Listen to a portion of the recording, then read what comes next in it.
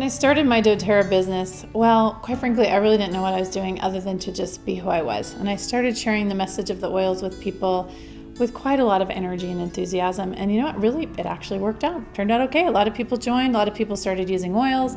I had a really warm community of people who already understood living a healthy lifestyle. I had a big team. It was growing all the time. I was a diamond. Things were good.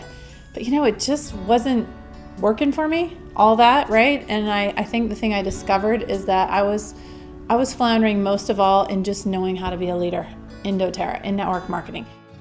In the spring of last year, I had an epiphany a couple times over, and my good friend Seth Risenmay came to my rescue, totally inspired, and he shared something with me that changed my life. Seth shared with me what he called the faith triangle. And he talked to me about how people learn and grow and grow into a state of knowing and into a state of choosing into their own power.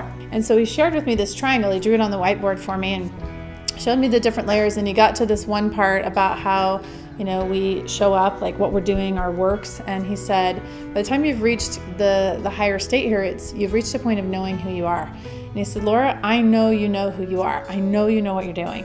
He says, but I don't know if you know how to inspire people who aren't there yet. I don't know if you know how to lead people who are there. And he had told me that like a year ago, and I didn't hear it the first time. But this time I heard Seth. So it was a funny thing. I went on spring break with my family, and I brought a book with me. It was by an author called Noah St. John, and the book was called The Secret Code of Success. Noah goes into this concept of different levels of consciousness.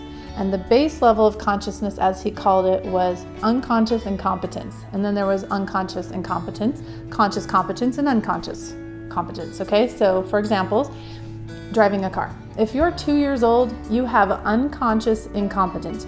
You don't get driving and you don't know you can't do it. When you're 12, you have conscious incompetence. You know people drive, you know it exists, you get that, but you personally don't have competence in it. When you're about 15 years old, you're working on your learner's permit. I had a 15-year-old at my house last year and I got to watch this. She's learning how to drive. She's driving with a lot of concentration and all the rules are going through her head, and she's really thinking about every single little thing she's doing because she has to, because she's just working at conscious competence with driving. And then you become us grown-ups, we drive, we don't think about it. If you're like me, you're talking on the phone, you're doing your mascara, you're doing all kinds of things when you're driving because it's just something we do without thinking about it. And so what came to me was this second witness, that how I was doing my doTERRA business was from unconscious competence. And because of that, I really didn't know how to explain what I was doing. And well, then it kind of made it hard for me to meet people where they were. So I developed a new philosophy, and this has just worked so well for me. This lives for me, and it allows me to show up for people in an entirely different way. And that is, my new philosophy is meet people where they are. Meet them wherever they are. Where are they? Where are they in their life? They want to be them. They want to be on their path. They want to do their thing their way. And sometimes people aren't just ready to be who they are yet because maybe they haven't figured that out yet. And so they need a skill set. They need to discover some attributes they have. They need to do some self-discovery, and they need a safe place to do it.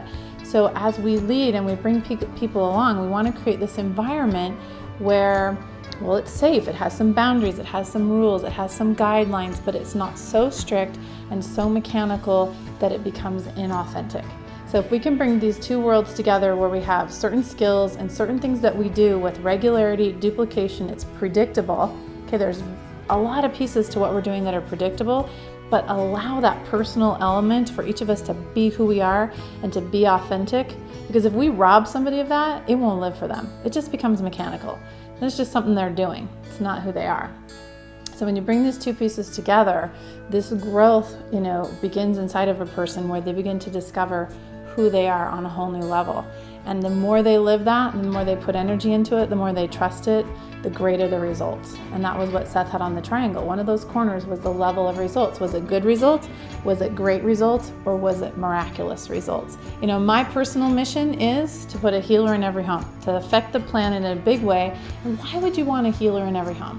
Why do you need a healer in the home? Because if the home environment is safe and nurturing, and people are well fed, and they feel like they have that soil to grow, then they thrive. And when people are thriving, they literally blossom and grow into the full measure of their creation. So when we're creating a space for them in this opportunity, we want to make sure the soil is just as rich and safe here as we would want it to be in their home environment, so that they can discover, who am I?